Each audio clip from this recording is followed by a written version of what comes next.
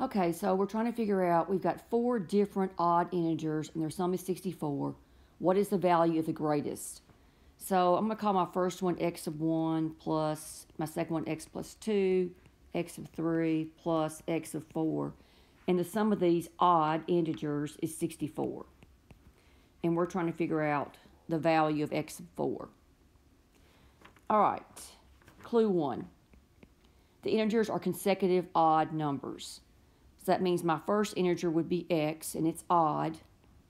My next one would be x plus 2, because if the first integer was 5, to get to the next odd one, you'd have to add 2 to it.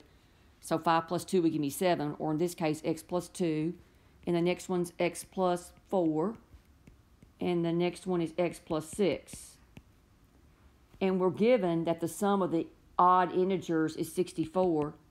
So we could solve this for x, and then add 6 to x, and that would give me my greatest integer.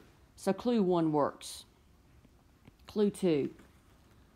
Of these integers, the greatest, we'll go back to this notation here. The greatest, which in my case is x of 4,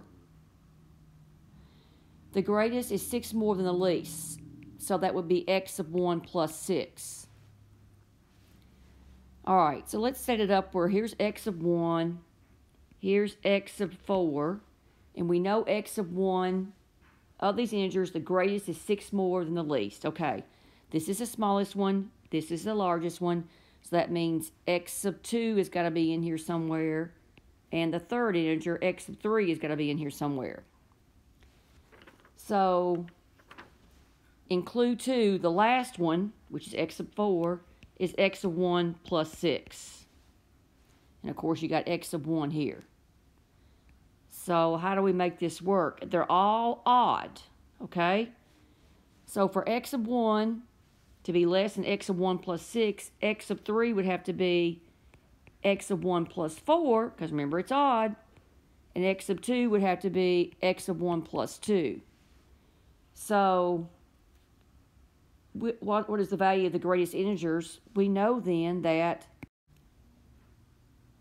the sum of these is 64, so it'd be just like clue 1. Add all these up, set it equal to 64, solve for x of 1, and then you could add 6 to it to get the value of the greatest one. So clue 1 worked and clue 2 works. So that means your D.